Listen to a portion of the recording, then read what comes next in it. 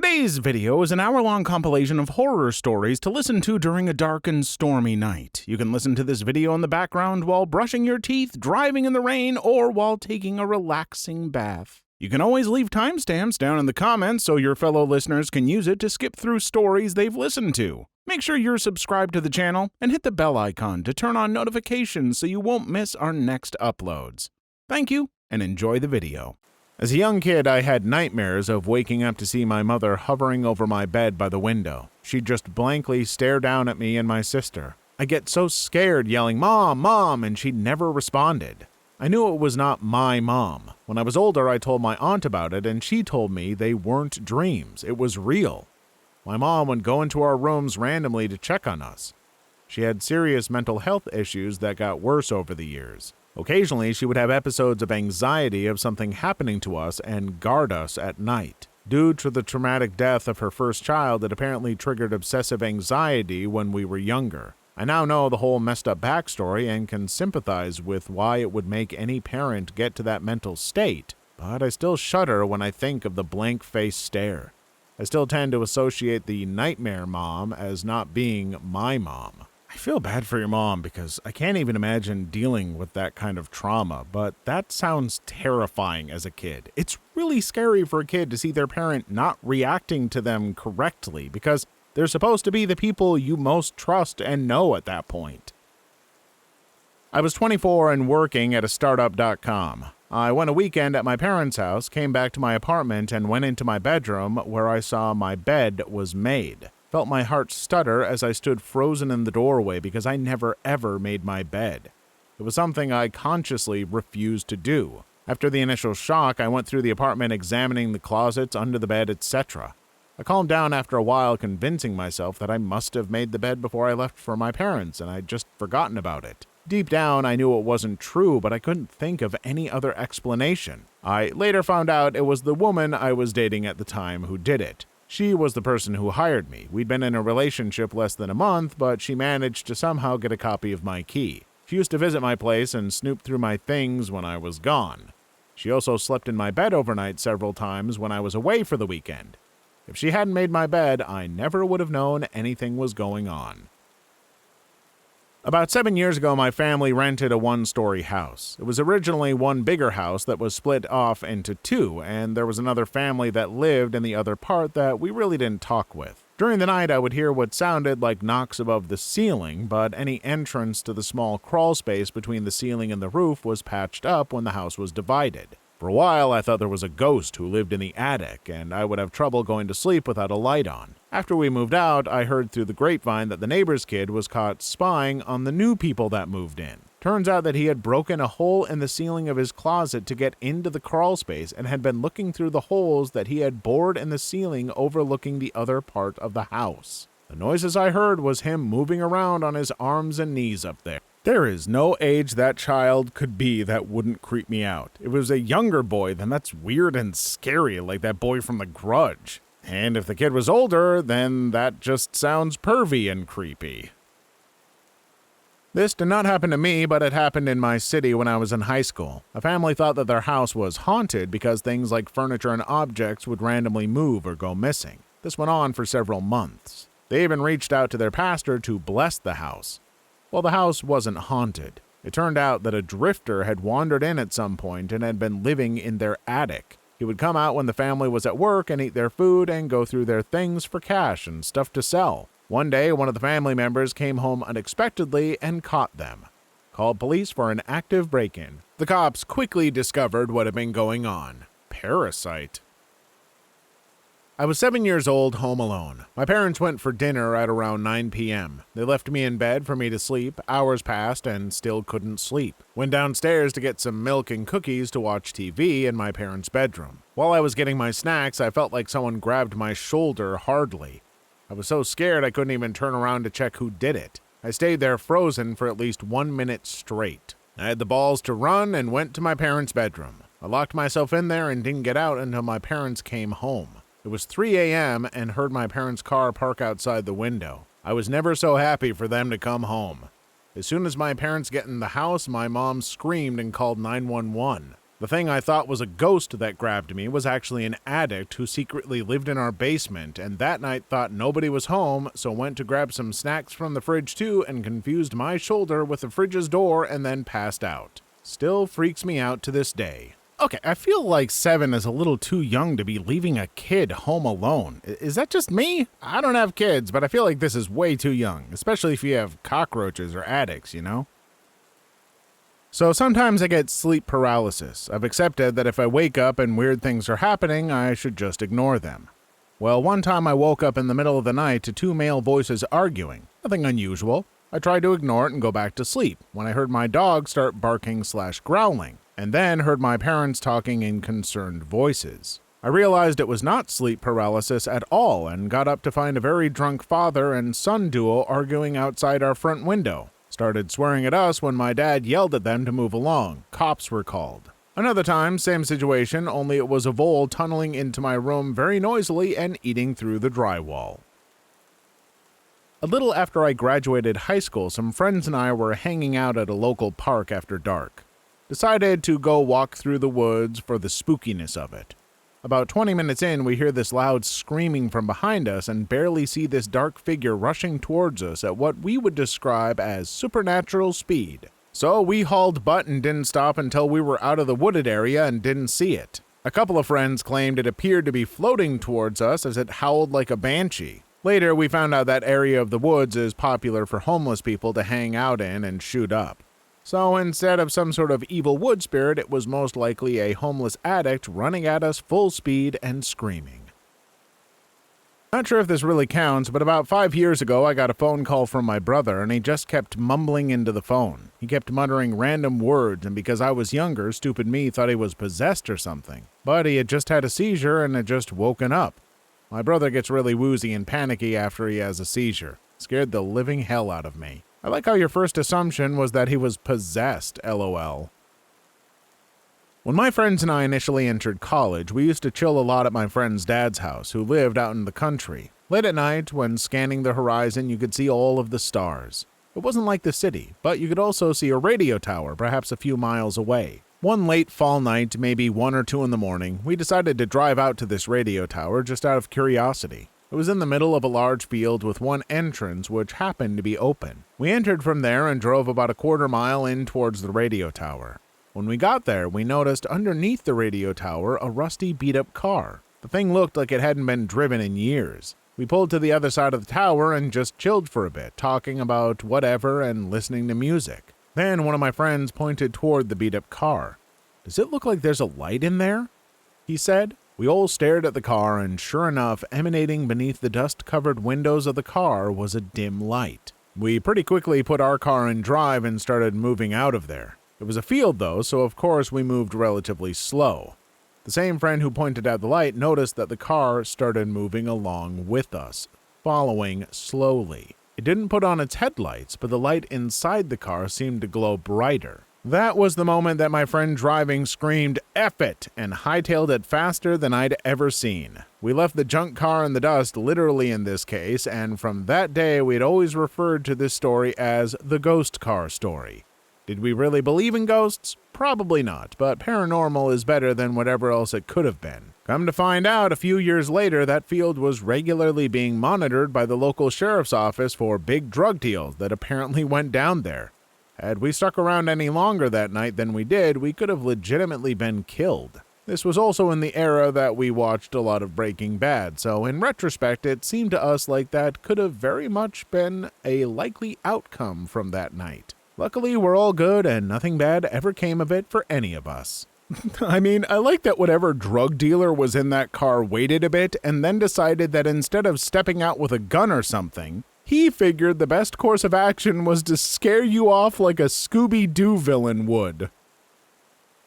Literally, my earliest memory. I was 5 years old and playing in a pile of leaves in our backyard. The yard had a brick wall at the far end. On the opposite side was a highway. There were a few openings along the bottom of the wall for drainage, I guess. So I'm playing in the leaves and suddenly I hear this super weird noise. It was like a high-pitched yowl, and then I see this weird thing emerge from one of those holes at the bottom of the wall. It was moving slowly and really weird, and I froze in the leaf pile and just watched. I distinctively remember whispering to myself, "A monster," because I 100% thought it was a monster. It staggered up to the leaf pile and I realized it was just a cat. I knew what cats were because my dad loved cats and we had several pets. This cat was enormous and he was also very fluffy. Think Crookshanks from Harry Potter. So I grabbed this cat and dragged him into the house to show my parents. Here's the scarier/sadder part that I didn't realize until I was older. Apparently, someone had thrown the cat against the brick wall from their car. That was the noise I heard. And the reason the cat was walking so weird was because his spine was broken. There was a real monster that day. It just wasn't the cat. For several months during my senior year of high school and all through the summer before I left for college, I kept hearing noises coming from the attic above my bedroom. I would only hear it at night, and I told my parents and brothers that it sounded like someone walking in the attic and dragging a chain on the ground. My dad even had me go to sleep on the couch one night so he could sleep in my room to try and hear it. My older brother went up into the attic. Nothing. I left for college and didn't really think much of it. When I returned for my first visit home, my dad revealed he'd found a slow leak in one of the pipes that rotted a hole in the ceiling above my bed. The drip of water had been ricocheting around the pipes, sounding like chains dragging. Well, definitely not supernatural, but also not, as the thread said, something scarier. Unless you're really terrified of water damage, which I suppose to homeowners is pretty scary. When I was 12-ish something, I came home to find the bedroom's lights on. If it was just my bedroom, then it wouldn't have been a problem, but my brother's room lights were also on, and we never leave those lights on. Could have been my brother or my mom, but one was in the army while the other was at work. I was a little freaked out, but tried to tone it down by saying that I might have left them on before going out. Then I turn and see a couple of wooden spoons on top of our kitchen's cabinet. I knew for a fact that I hadn't left any spoons sitting there. I also didn't recognize those two spoons. That's when I realized that someone had been inside our house. Long story short, I'd lost my keys a few days prior, and my neighbor, who was the same age as I, found them. Instead of giving them back, he kept them with himself. Days later, his mom asked him to, deliver something to my mom. But there was no one at home, so he used his keys to enter our house. He forgot his mom's wooden spoons there, and if it wasn't for this, we would have never found out that he entered our house. I think he stole money from us as well. Still doesn't explain why he had his mom's spoons with him, LOL. I operated a few different roller coasters during my fun-filled summers at this amusement park, but most of my horror stories come from one ride in particular. The train was one of those ones that you had to step into with a lap bar restraint. On one particular day, it was over 100 degrees Fahrenheit, and the ride had been running as usual for most of the morning. As we were loading the train, a guest came up to me to say that there was an awful smell coming from the front car, and my stomach immediately dropped. With these types of complaints, we'd find that the previous rider had one too many slushies before riding and had lost their lunch.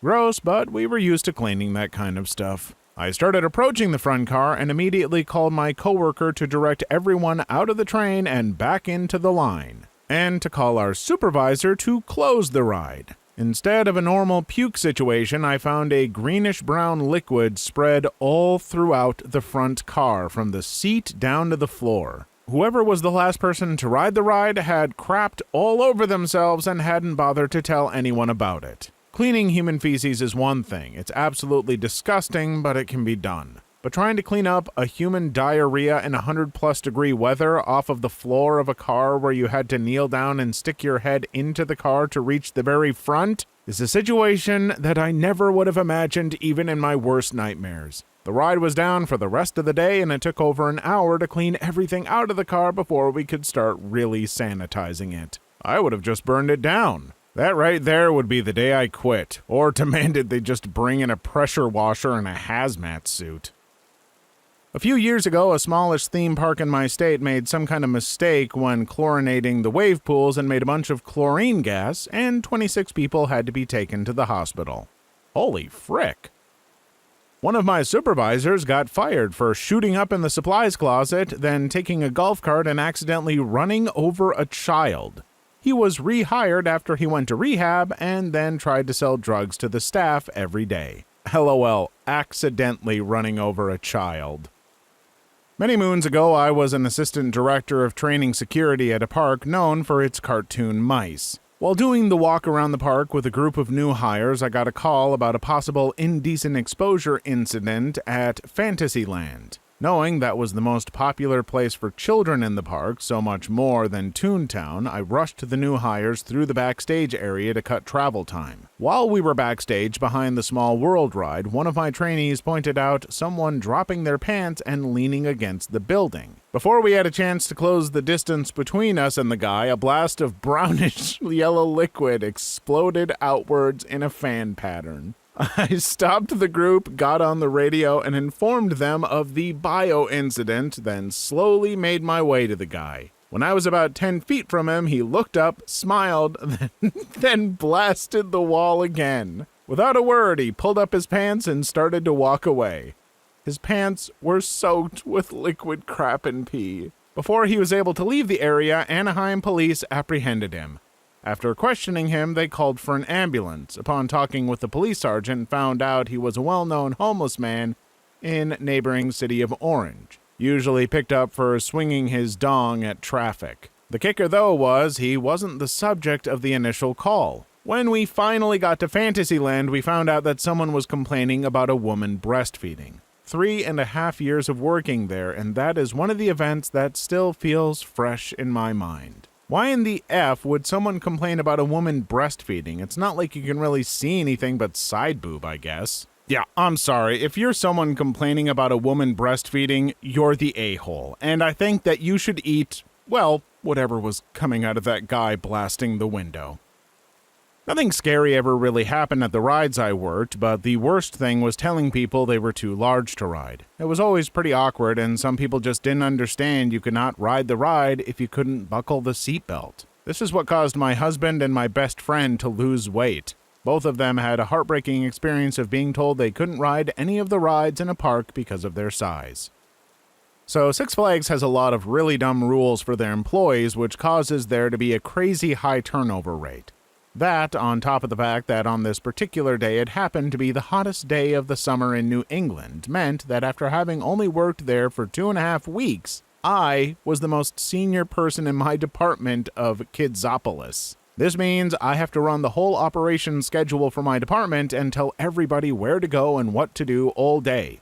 Keep in mind, I don't even know half of these people's names. On top of that, nobody knows how to operate the freaking Zoom jets. So my supervisor grabs me first thing in the morning and tells me he's going to teach me how to operate this ride. Things are going all right when about halfway through this training, my supervisor passes out because it's like 110 degrees. So now I'm supposed to be leading this department full of people I do not know while operating a ride I do not know how to operate, and if I have any questions, then I have no one to ask because my supervisor is unconscious somewhere. Meanwhile, I'm getting calls and someone's like, "Hey, so Sally passed out in the splish splash zone," and I'm just like, who the frick is Sally? Julie is calling me and telling me she's feeling dehydrated and needs to go on break, and I'm like, listen, I've got Julio trying to operate the crazy cups and the wacky wagons at the same time. What makes you think we have enough staff to let you go on break? Fast forward to the end of the day, I've had 3 people faint because of the heat. I still don't know most of my coworkers' names, but I did get yelled at in Spanish over the phone a lot. And because I felt bad that nobody got enough time on break, I told everyone they could go home and I'd sweep up the department on my own. I got pretty good at the Zoom jets, though. Best part. I can think of few things scarier than being in charge of stuff at an amusement park when you don't know what you're doing and having other people relying on you. With great power comes great responsibility, comes great sobbing.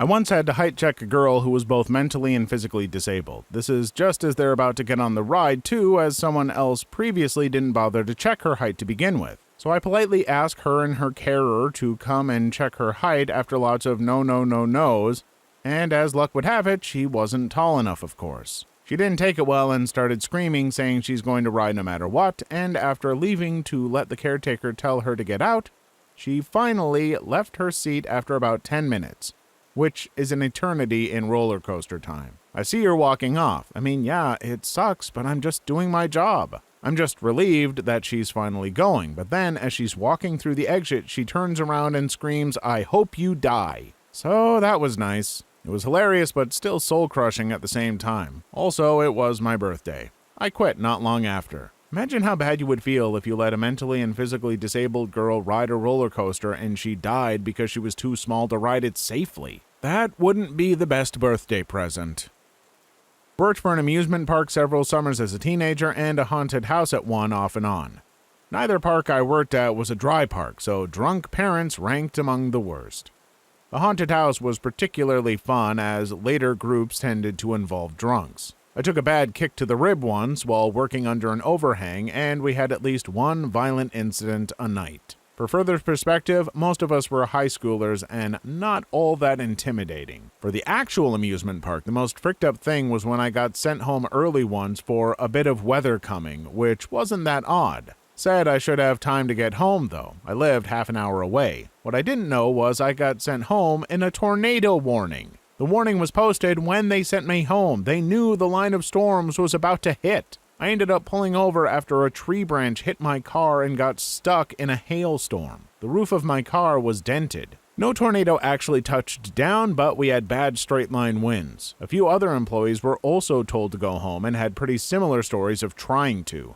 The woman working the office that day just decided on her own we'd be better off going home than staying in the fairly solid permanent buildings on the premises. AKA, once we were gone, not her problem. That's fricked. Haunted houses where people get surprised by actual living people working there need to have liability forms and protective padding, especially if catering to drunks. Also, probably don't let drunks in. I worked on the Dueling Dragons at Universal Orlando when in college. For those who don't know, the Dueling Dragons were two separate coasters that dueled and had several near misses with each other. They were pretty unique at the time and were super fun. As you can imagine, Universal told people to empty their pockets before they rode so that their phones and crap wouldn't fly out and smack somebody on the other coaster at 60 miles per hour. Of course, many times people would ignore this because they're lazy and stupid. I was working one day when the ride shut down completely. Change had flown out of someone's pocket and hit a guy in the eye, leaving him blind in that eye. The tragic part? The guy was already blind in his other eye. Now the guy is 100% blind. They didn't duel anymore after that, and the ride was left permanently much lamer. I still feel for the poor blind guy, but the irony is comedic in a dark sort of way. Universal now makes you completely empty your pockets before going on some rides.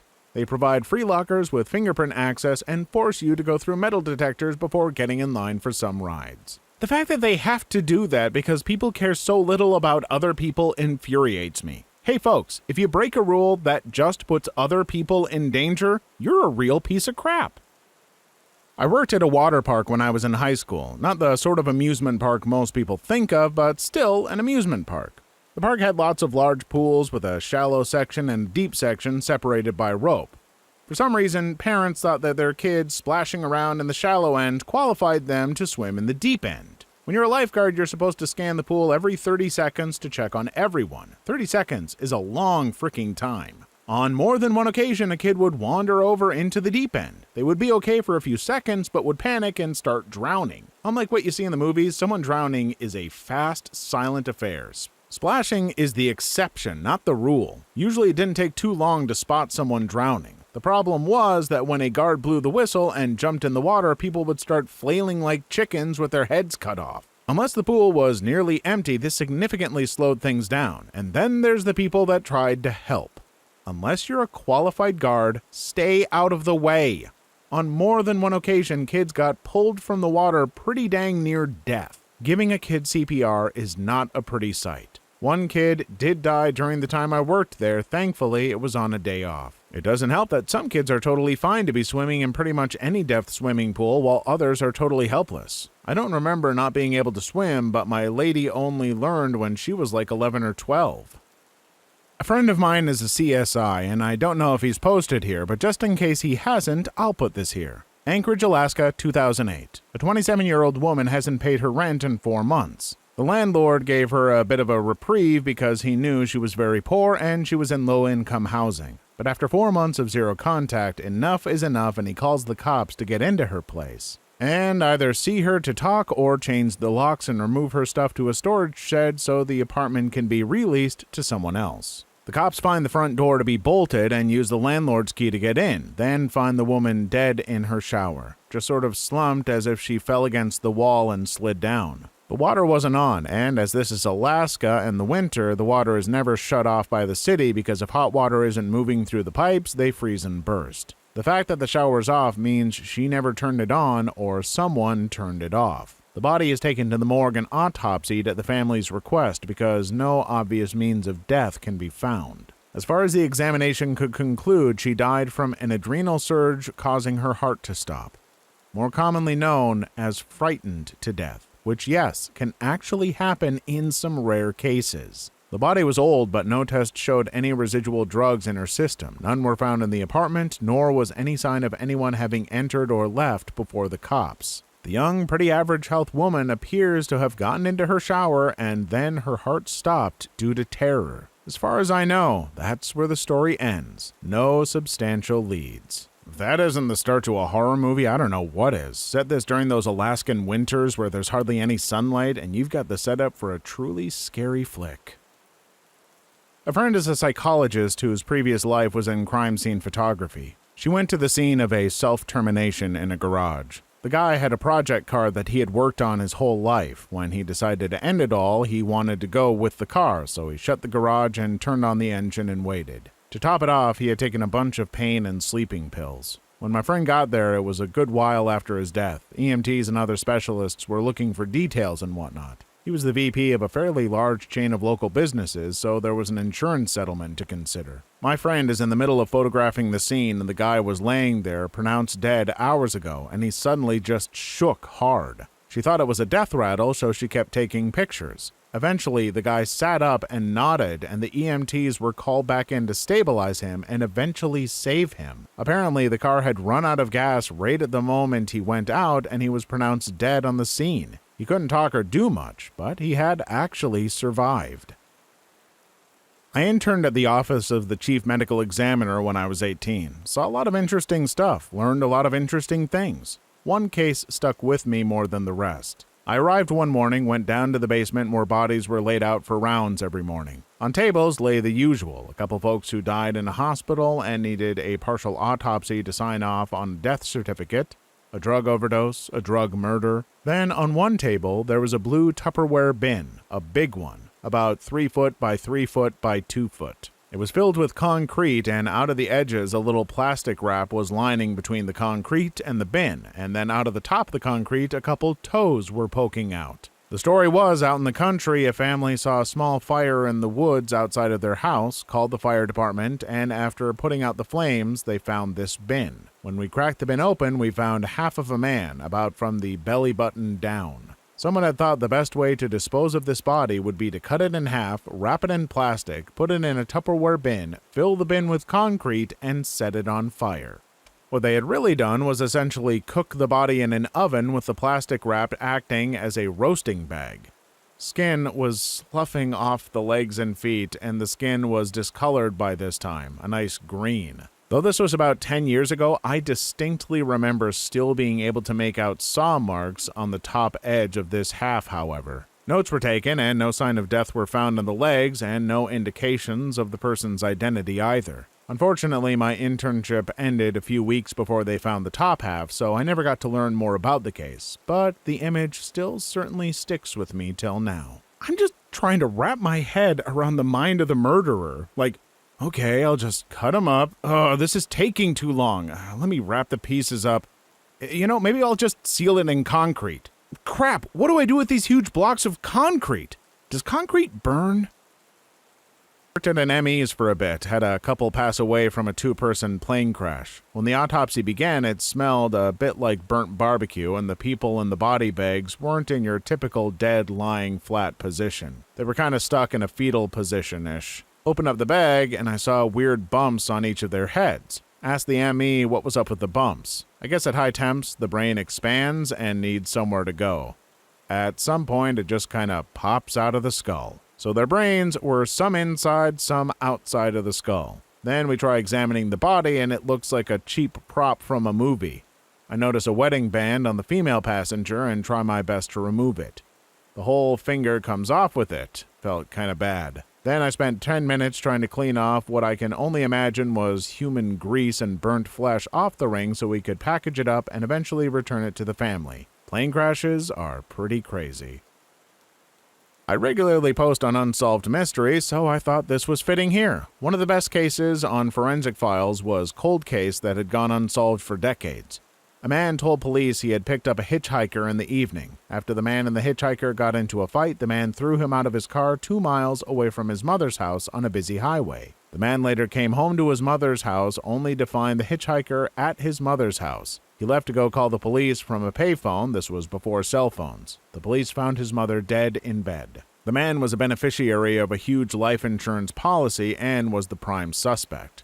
The cops or anyone did not believe the man's story. It was inconceivable that the hitchhiker, who did not know where the mother's house was, could make a 2-mile journey with turns in a neighborhood to just randomly break in and kill the man's mother, who he didn't know. But there was blood at the scene and a palm print on the staircase that was not the man's nor the mother's. After some investigation, people at Hardee's did confirm that there was a man that fit the description looking to hitchhike. Still, they just assumed the man had paid the other man to kill his mother. 15 years later, after the invention of CODIS, the DNA was matched to a career criminal who definitely matched the description of the hitchhiker. After bringing him in and interrogating him, the killer had no idea he had killed the mother of the man who gave him a ride. He simply walked through this neighborhood looking for a house that looked empty, and his mother's was the only one without the lights on. It's baffling. While you should never just assume in wild coincidences when it comes to crimes like this, every once in a while, wild coincidences are exactly what happen.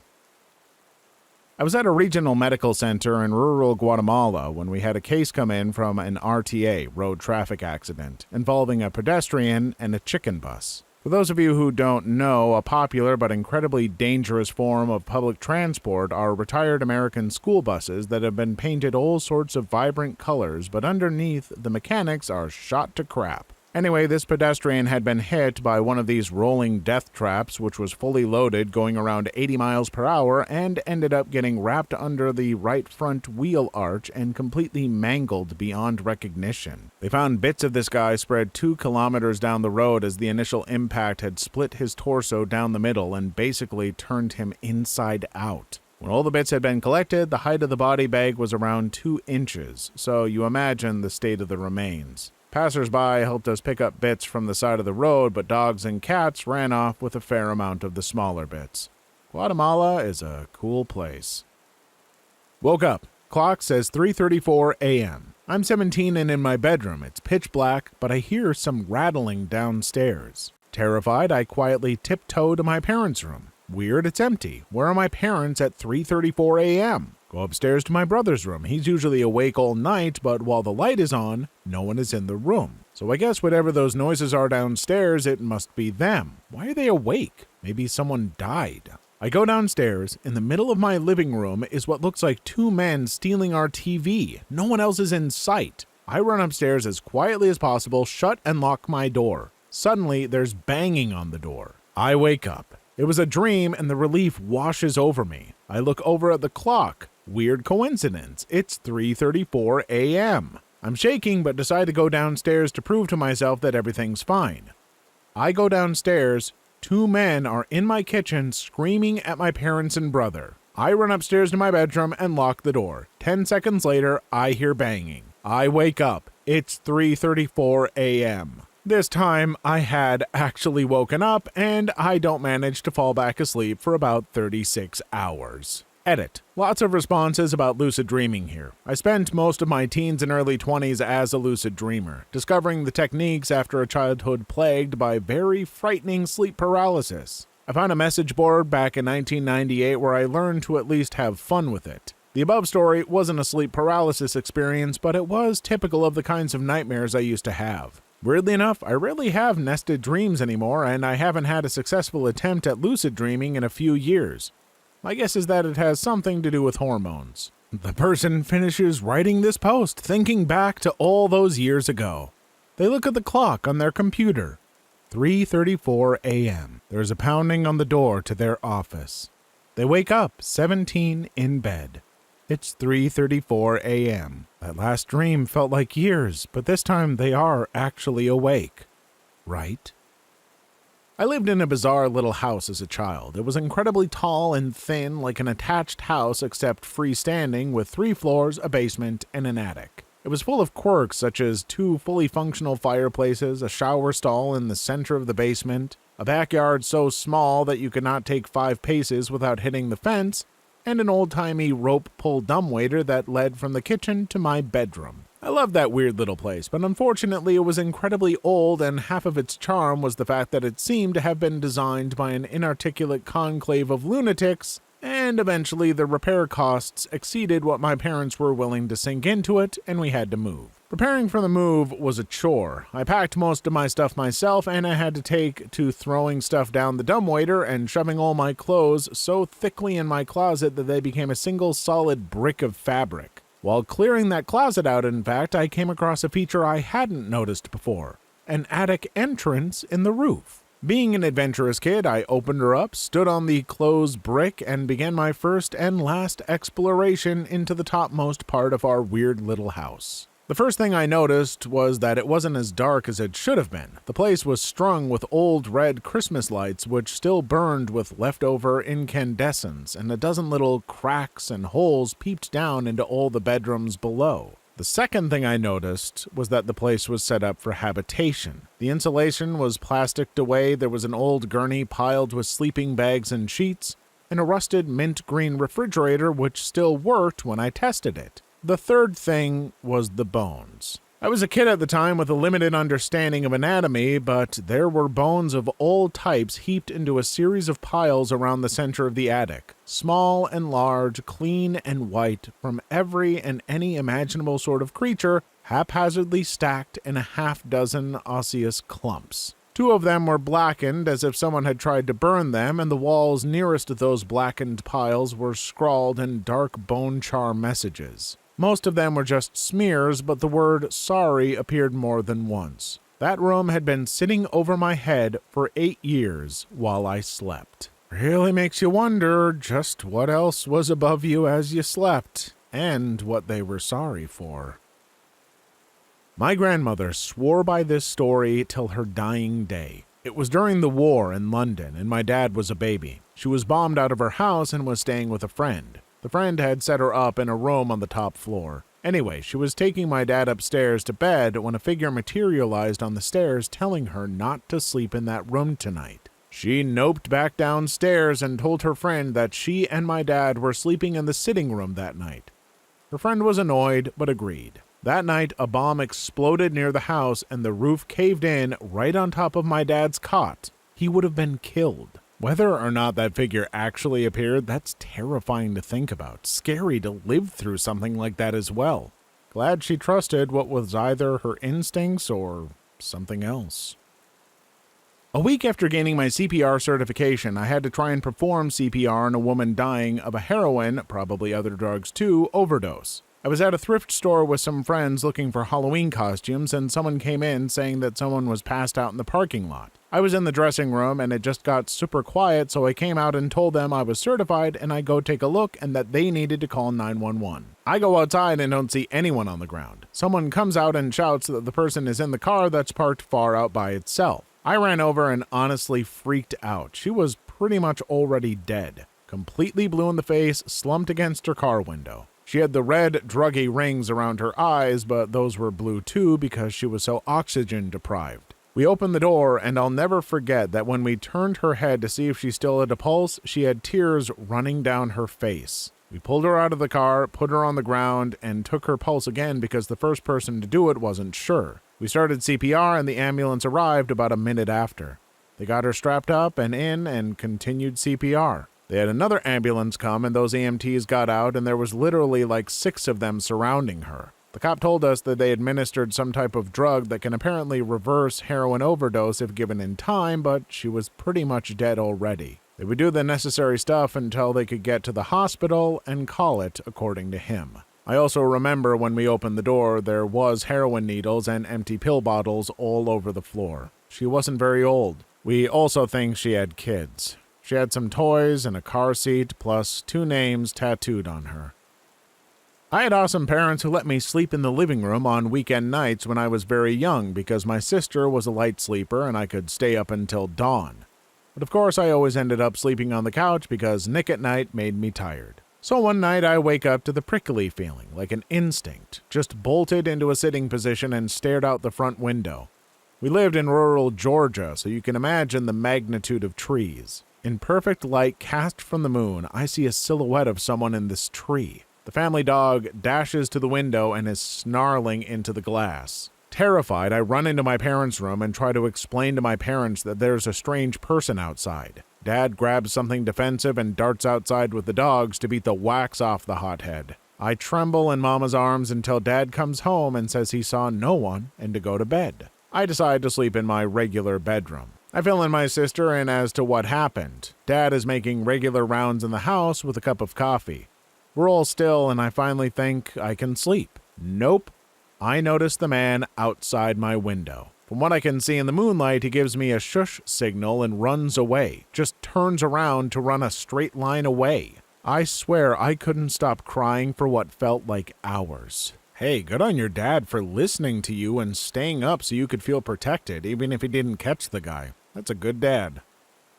I was delivering a hot tub to this contractor/realtor in this fancy gated community near Branson, Missouri. When I arrived, the construction workers were in charge of telling me where the thing was supposed to go. It was going on the 4th floor balcony, but because of the way the house was built, the 4th floor was ground floor. The other 3 floors were on the side of a hill, but the driveway was even with the first 4th floor entrance, if that makes sense. So, a lot of construction going on, but to get the hot tub on the balcony, I had to make a ramp, take it from the drive, down into the yard, up a ramp to the porch, through the living room door, across the living room, out the back patio doors, onto the deck. Problem with this was the deck was unfinished. A huge section of decking was missing. They had literally installed only enough decking so that I could go from the patio door to the far corner of the deck where the hot tub would sit.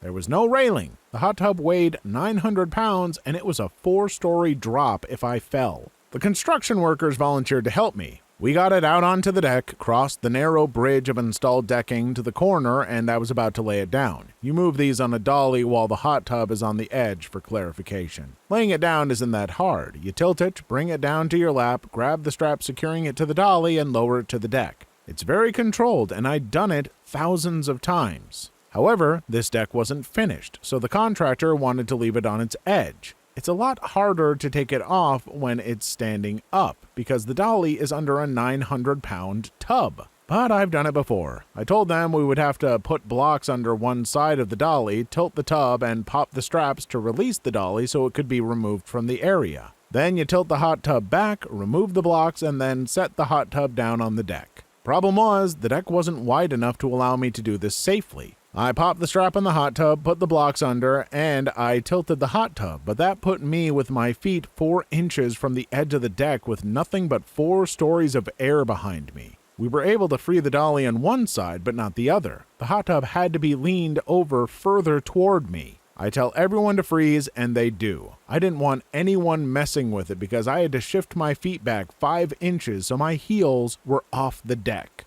I'm freaking out, but it's all going smooth. I have a construction worker on each side of me helping support the tub, 3 construction workers freeing the dolly, and 1 useless worker playing with the strap that is going to secure the tub to the house so that the wind doesn't blow the tub over. We are inches from having the dolly freed when one of the construction workers freeing the dolly gets impatient and kicks the corner of the tub to dislodge it from the dolly. It works for him, but unfortunately for me, I didn't have my feet set yet. I shout that I'm falling, the 2 guys beside me take the weight of the tub, but no one can get to me. My arms are windmilling, I'm bent almost double backwards trying my best to stay on the deck. I can see the boulders down below out of the corner of my eye. I'm falling and there isn't anything I can do about it. I feel myself go. I'm falling, my heels slip out from under me and no one can reach me, but then suddenly I'm flying forward. Something is under the small of my back and it's slamming me into the bottom of the tub. The dolly is removed and the tub stood up with me hugging it before I find out what saved me. The useless guy playing with the strap had already secured one end to the house. When I fell, the strap was already behind me hanging off the deck. The construction worker pulled it tight with all his might, arresting my fall. It wasn't there for that purpose, but he saved my life that day. I would have been dead if not for him. I thanked him by sending him and his wife and kid to Breckenridge, Colorado for Christmas. It was actually a vacation I'd saved for and was about to surprise my wife and daughter with, but I felt he deserved it more. Plus, my wife and daughter didn't know anything about it. Yeah, that was one of my most scariest moments ever. This is why when you work dangerous jobs like in construction and all that, you don't cut corners. My brother works construction and could tell you a few horror stories about people who cut corners. In the house I grew up in, every night at around midnight, these big loud footsteps would go stomping up and down the hallway a few times. I'd often think it was my dad getting up in the night, so sometimes I would stick my head out in the hall to see him, but there was no one there, and I'd hear him snoring in his room. This isn't a particularly creepy story, but it's just strange that everyone confirms they heard these footsteps, and no one was ever bothered by it. It's like it happened for as long as we could remember, so we just accepted it. I'm not 100% sure this fits because my mom confirmed it years ago, then denied it when I asked her again a couple months ago, but here it is. When I was little, my dresser, it was long but pretty short, sat against the wall with one of the ends pointed to my door. That dresser is heavy, an old wood one with all sorts of kid crap neatly arranged on top. Since it was in my bedroom, the floor was carpet. I always slept with the door closed. One night, with no explanation, the dresser tipped over, but instead of falling forward, it fell 180 degrees to the side, falling in front of my door, all the kid crap spilling to the side. My mom ran to get me, but couldn't open the door as it was being blocked by the dresser. Eventually, with her pushing and me pulling on the dresser, she was able to slip in and move the dresser out of the way. Nothing was damaged, not even the glass figurines I had. My dad helped put it upright the next day, and we moved on. Years later, I remembered the incident and asked my mom about it, expecting to learn that I blew it out of proportion and it only fell forward or something like that. Nope, she remembered that night as well. However, she added one detail that I could never figure out. She thought she heard me jumping on the bed that night, and that was why she thought the dresser tripped over. I had been asleep. I have no idea where she heard that noise coming from. When I was young, I apparently had a few odd interactions with animals. I would know a person had animals before we went in the house. They tended to come over to me before my parents, mostly just little things that were probably explainable by me, a fairly observant little kid. The one that sticks out to my parents, though, telling it the way they do, is we went to a new car garage to have them work on our car. As we pull up, the owner has a big old black lab laying in the middle of the lobby. The guy informs us the dog is comfortable with people, we can pet him if we want. I shake my head and say, "He's sad though." Dad looks at me, asks why I think that. I reply, "He lost his ball, he's sad now." Dad said the owner went pale, stared at me for a minute, then looked back at Dad, said, "He had a favorite ball for 10 years that just went down the sewage drain yesterday and I couldn't get it back out. Just reach in the sewer and get it back from the nice clown." Hiya, puppy. What a nice ball. You want it back? You look like a good boy. Do you want a treat too, puppy? I'm mainly Vax Guy, the dancing clown.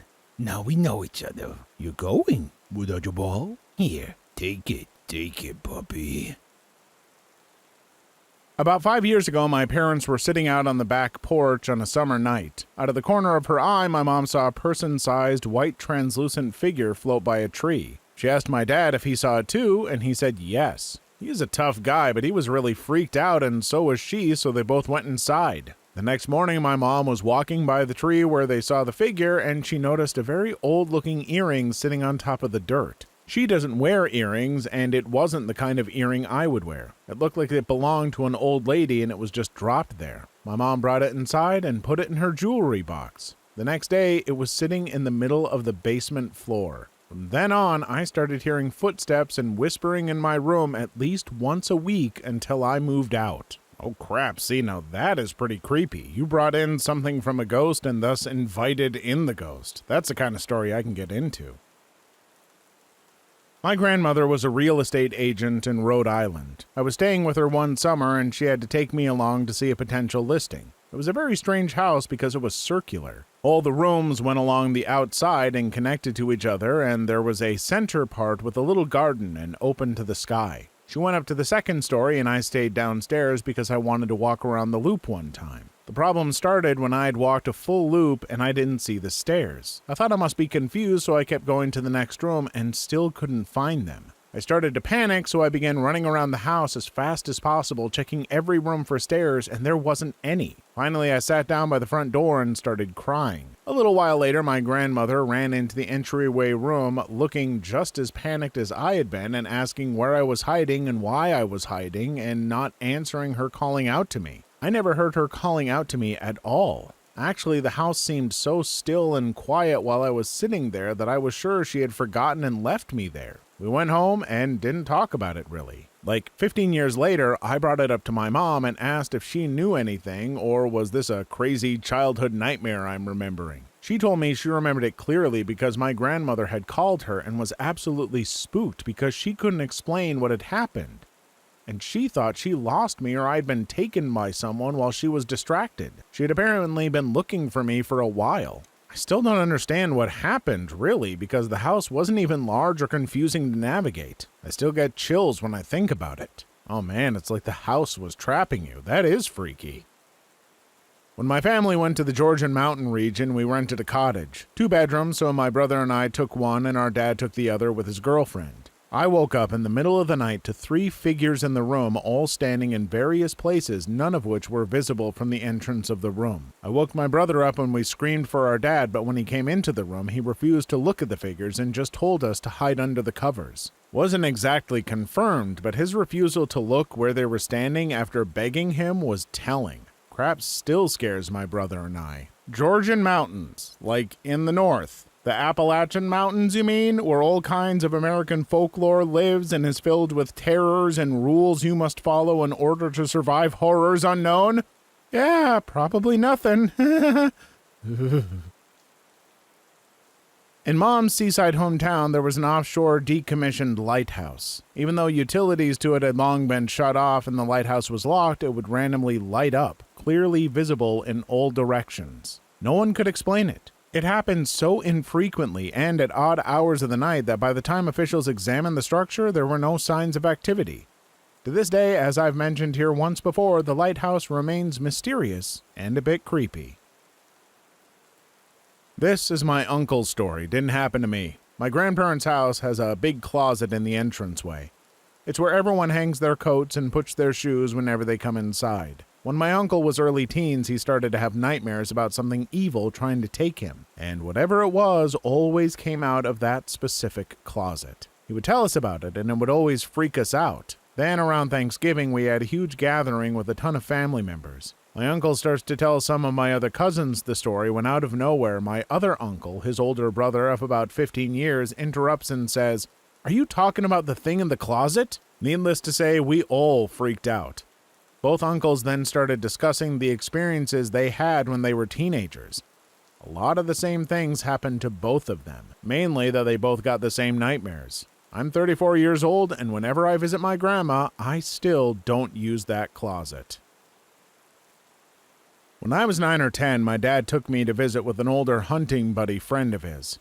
My parents were divorced and my dad lived in another part of the country, so while I had known this guy since I was a toddler, I didn't share the same common interests as either of them. The older friend was a gun dealer and had lots of catalogs. This was before the internet was in wide use. To order bullets, magazines, guns, etc., and they often spent hours going through listings to determine what they wanted to order. We got there fairly early and my dad said that after an hour or two, we'd all go to Hardee's for breakfast before going to shoot clay birds. Now, I'm a youngin', I don't care much about guns or hunting for sport, and am just incredibly bored, so I start wandering around the house, reading my video game magazines that I brought with me, and very quickly that hour or two had passed, and they're still down there. I ask if they're going to leave anytime soon, and the friend suggests I check the refrigerator in the kitchen and see if there's anything I want to eat. I look through the fridge and find nothing, however on the kitchen table I see an apple and decide that will be appetizing enough to hold me over. As I pick up the apple and prepare to take a bite, at that point his wife steps in and tells me, "Don't eat that, everything in the bowl is wax."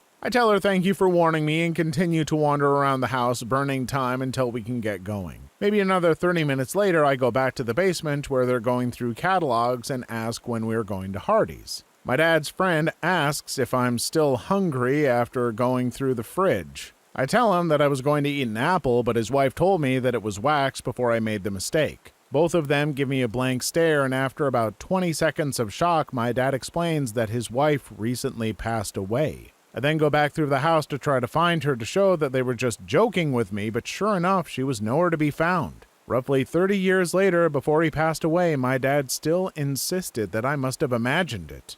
But I didn't. She told me not to eat the wax fruit. Geez, imagine if your unfinished ghost business was to protect a bowl of waxed fruit for eternity. Honestly, if that was me, I would just let the kid bite into the fruit.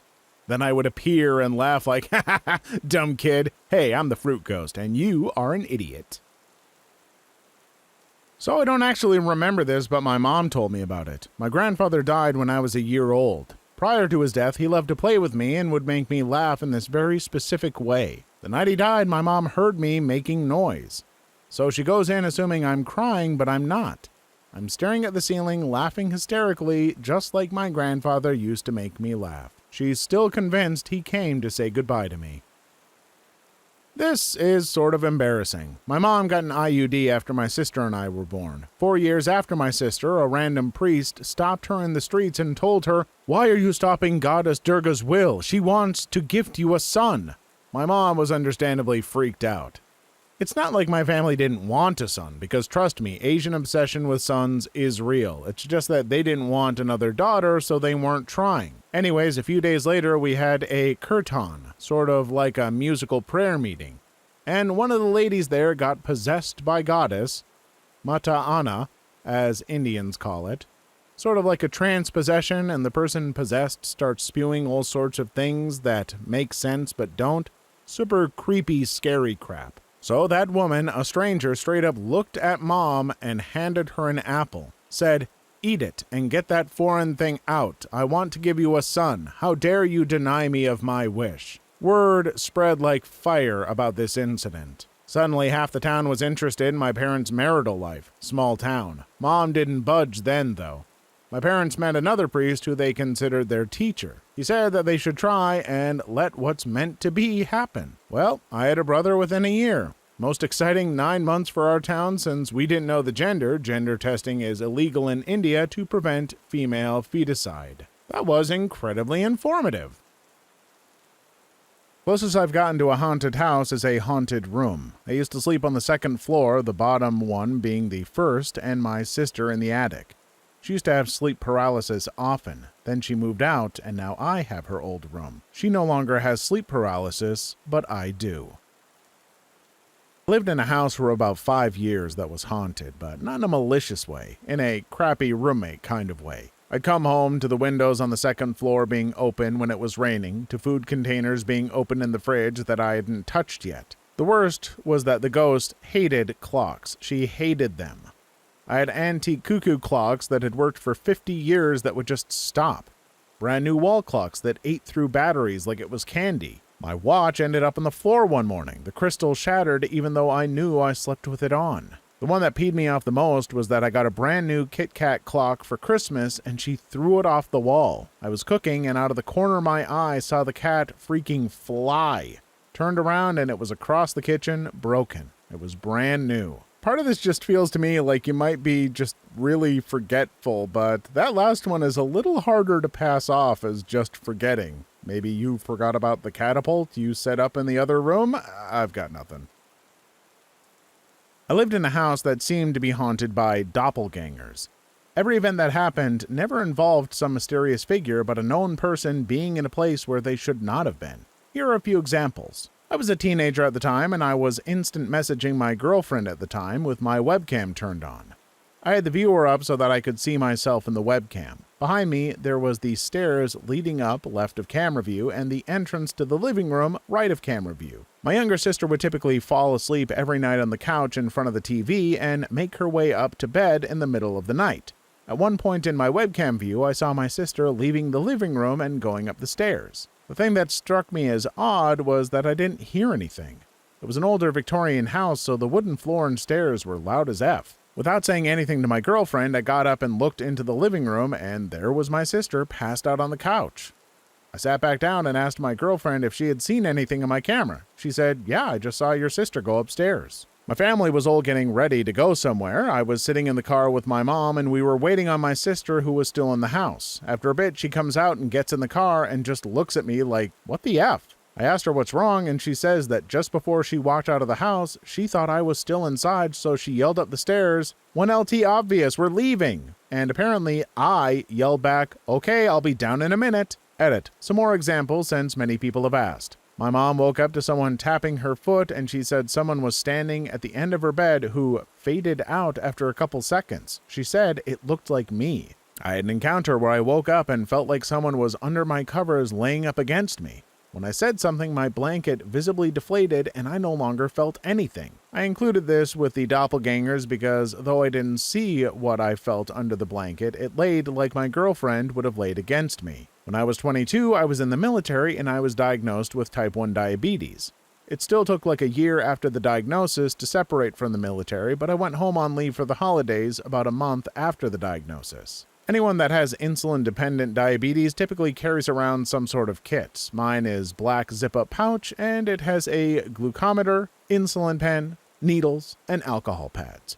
Right after I left my home to head back from leave, my mom texted me to ask if I'm missing my diabetic kit. I look, and I'm not. She sends me a picture of a diabetic kit and asks if I know it. I've never seen this kit before in my life. Apparently, my sister went into her bedroom and discovered it outside of her window, propped up like someone had set it there. Oh, also, her bedroom is on the second floor. Nobody else we know has diabetes. Sounds like these ghosts are trying to talented Mr. Ripley you or something.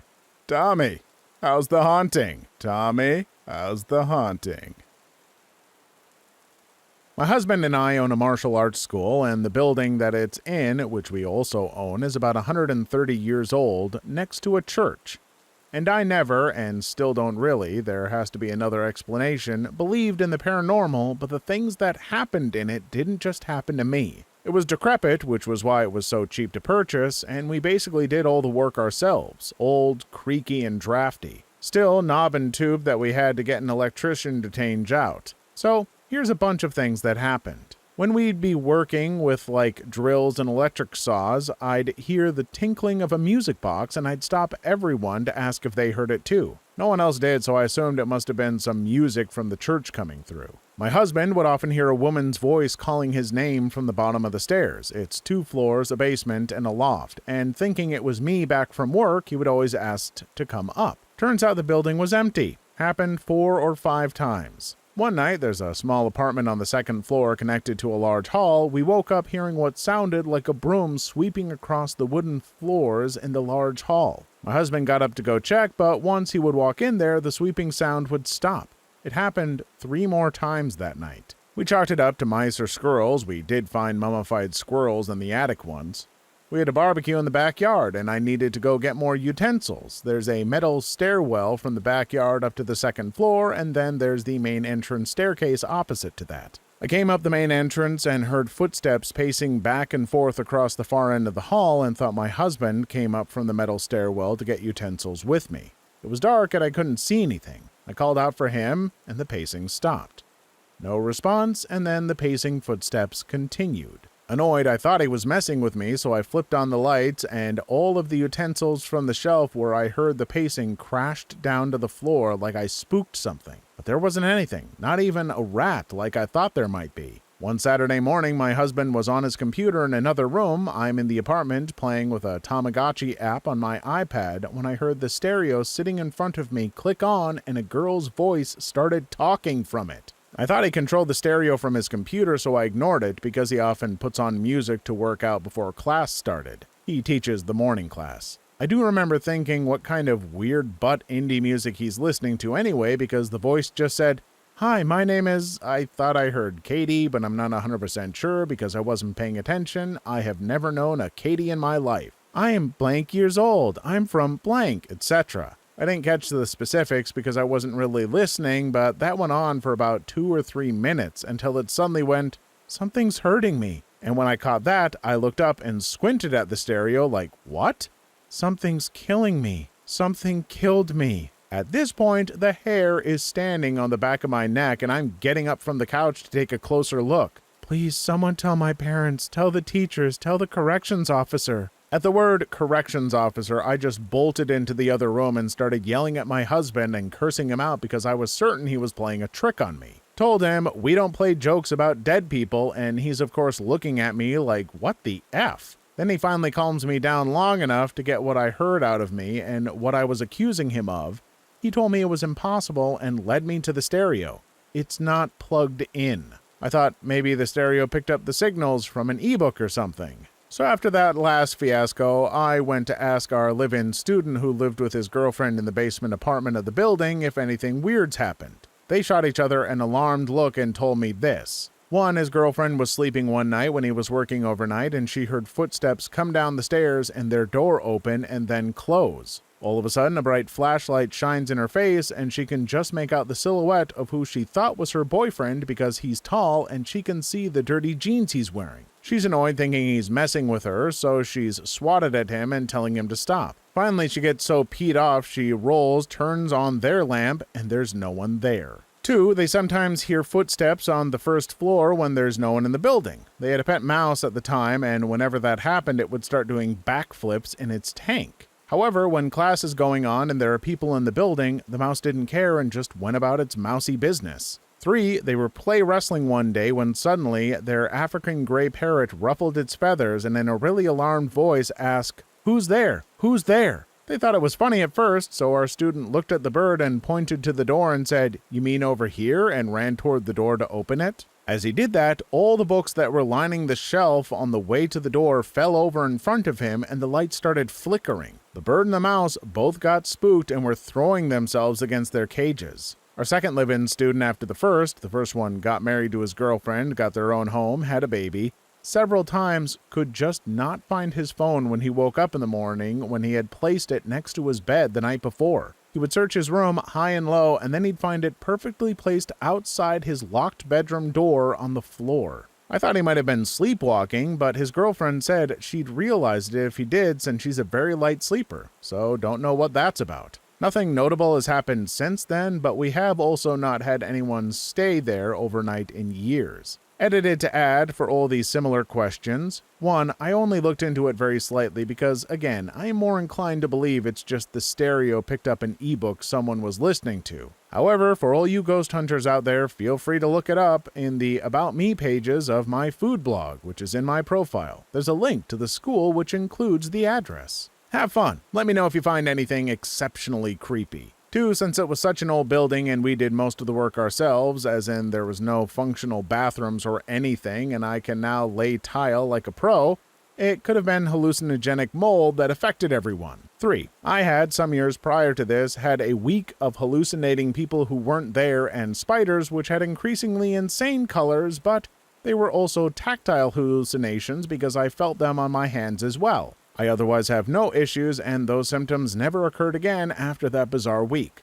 So it could be we all had some hallucinations. I have to say, it would make for a pretty interesting horror movie to have it start off that people are just hallucinating things because of mold, but then things get more and more out of hand where they're all questioning if it could actually still be hallucinations or what. And in the end, the only way to know for sure is if the mouse only does backflips when there are actual ghosts. Sorry, but I love that part of this story and want more ghost-sensitive mice who backflip. When I was younger, I used to take naps upstairs, but by the time I was 8 years old, I absolutely refused to go upstairs. The upstairs had 2 large closets, attics. They ran from one side of the upstairs all the way to the other side on both sides. It was essentially a crawl space that was maybe 30 feet long. It started one day when a friend and I went crawling from one side to the other with flashlights like kids normally do. Then I saw a girl sitting there in the corner acting like she wanted to play with us. I know a lot of people say when they see a ghost they aren't scared, just interested. Nope, I was beyond terrified. This girl looked normal, had blonde hair, a nice dress, and seemed friendly. I stayed silent, kept crawling behind my friend, and got out of the closet. Told him what I saw in there. He said he didn't see it, but felt like he didn't want to go back in. Then my parents would occasionally send me upstairs to get something, and when I would get up there, I would see the doors swing open, as if they were trying to get me to come inside. I would lose toys and wouldn't be able to find them anywhere. Suddenly, my parents would be fishing out Christmas presents out of the attic, and we would find some of my toys in there. I remember being 8 years old, my parents are asleep still in the morning, and I leashed up my dog to go take on the monster in the attic. My dog, usually up for anything, refused to go off the top step into the attic. My parents never believed me with all the weird things that happened in that house. I would get blamed for things that happened all over the house, leaving lights on, toys all over, things I knew I didn't do. Well, anyway, we moved out of there when I was 10. Not a week passes before the new owners call us up and ask if the house is haunted. Their daughter sleeps upstairs and she says that she has been playing with a blonde-haired girl at night. My parents laughed at how crazy these new homeowners must be. To make an already long story short, the girl started appearing in other parts of the house for them. They kept in contact with us. They would look over while watching TV and see the girl sitting on their daughter's lap, etc. They looked up on the computer the past owners of the house, found an old dressmaker that lived there, and yep, a picture of the little girl wearing one of the ladies' dresses. The family that moved in there were absolutely torn apart by the event. Got divorced, dad stayed living in the house, and ended up taking his own life in that house. I had fallen asleep at night with my fan running and woke up freezing. I turned it off. Not long after, I woke up hot and turned it back on. This happened several times. The last time I woke up hot once again, and the moment I opened my eyes, I heard the pull of my fan and looked up to see it slowly start speeding up. I said, "Thank you," and fell back asleep. My father-in-law died before my son was born, so he never met him. When we moved into our new home, my son would often be laughing in the middle of the night by himself. No biggie, kids will play with anything. One day, we were finally putting pictures up in the house, and once I put up the picture of my father-in-law, he said, "Oh, Mommy, why do you have a picture of the man that comes and play with me at night?" He had never seen a picture of my father-in-law before. Please leave your story in the comments. I would love to make a video on them in the future. Also, don't forget to like and subscribe.